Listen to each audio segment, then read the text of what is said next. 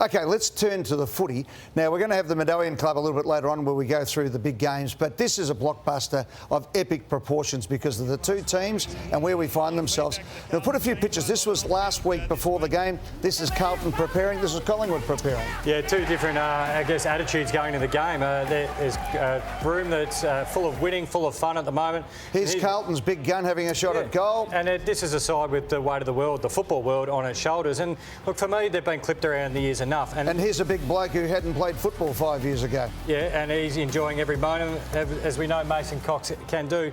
Here's the captain having a snap, the Brownlow medalist, around the body with his left foot. Again, the thing that... And here's a first-year player for Collingwood on the boundary line. All right, yeah, we've got all the Collingwood highlights in there for you. We're not being smart, Alex, here. This is a tale of two teams at the moment. There's Vossi late in the game. Have a look at him. He's frustrated. He's punching the table. OK, that happens every week for coaches. But at the other side of town, there's Craig McRae, who's made a living out of being a stand-up comedian, getting everybody going.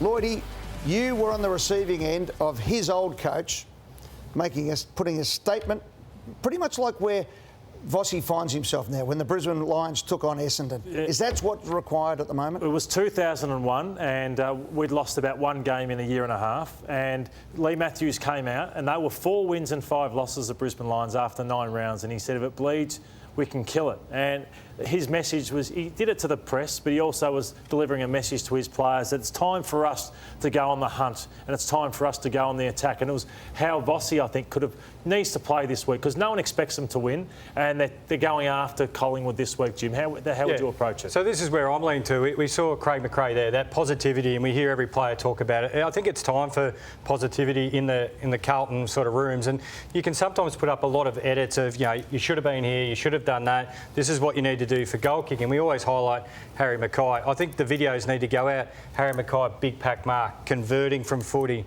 metres, Cripps coming through the middle, because I remember in my time, sometimes the best message come across was when it was full of positivity, and you saw the playing group, almost like the Collingwood playing group there.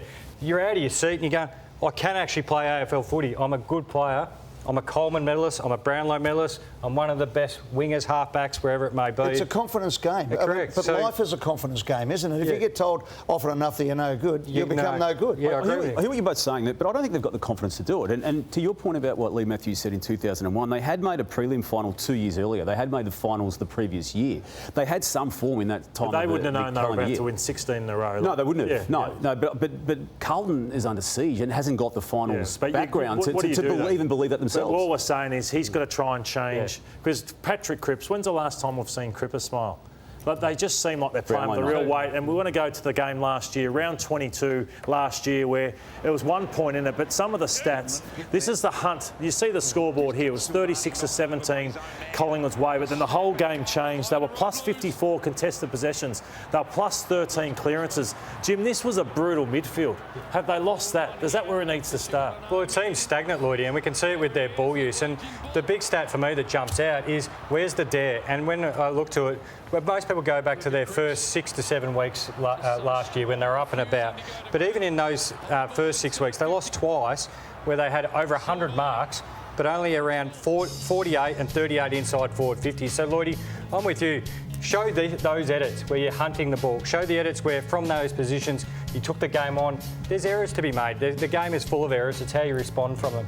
I think their greatest strength was how big and tough they were, and they sort of have gone away from that a little bit. And just one Collingwood, if you go slow with the ball, they make a meal out of you, and that's what Carlton are doing. They're going too slow with the footy. I just want to highlight what they did last week, Jim, and you want to talk also about how laterally they go. So they got the third most disposals this year, but the 14th most entries. So if you look at that switch to the half-back flank, there's 1, 2, 3, 4, 5 players behind the ball. Eventually what Collingwood will say to you is you're going to come forward at some stage, but if you've got 5 behind the ball, we're going to play the game 18 v 13. It is incredibly difficult. They did it to the Swans. You can have that one. You can have the next one lateral. You can keep going across the ground. But you can eventually come to us in and out number, which will score against you on the turnover, and that's the modern game turnover. So in this game, the Swans had 107 marks, and Collingwood said, you can have as many as you like because we're waiting for you to turn it over. And watch what happens when they get themselves into trouble and a turnover happens. This is what Collingwood will do, and so this is where Carlton have to be aggressive this week to go at them like Brisbane did and won, like Essendon did and almost won, and like Adelaide did and almost won. When you keep spreading wide and backwards for those lateral tackle kicks. As soon as you turn it over, you're in a horrible position to defend the turnover, as we see Collingwood back up through the middle. Look, we know that they're in a really hard stretch of matches, and that's been the narrative for some time, but it's getting worse off-field as well with Carlton, and we know that obviously that's what it looks like coming up. And we said this last week, that this was Christmas in July, this is finals in May. And the only win they've had in their last 5 is against West Coast. They're the matches coming up. Look, there's pressure off-field mounting. We've seen what's happened at this footy club when this happens already. Former directors, Bruce Matheson coming out. Luke Sayers is in the business pages of the newspapers for reasons that create pressure on him, for reasons outside of Carlton. And I've even had the name Mike Fitzpatrick aired on multiple occasions now over the past couple of weeks. Mike Fitzpatrick? As being a person who may be considered and certainly being pushed up by these, Carlton powerbrokers in the timing of Luke Sayers finishing by way of the constitutional requirements at the end of next year. And who knows what may happen with those business pages references potentially prior to that. They asked, where are they on the ladder? They're ninth. They're ninth. They're at the 8, yeah. Are we just a little bit going a bit overboard just yet? I mean, we've just discussed what's happening. Yes, the next 3 weeks will take care of itself.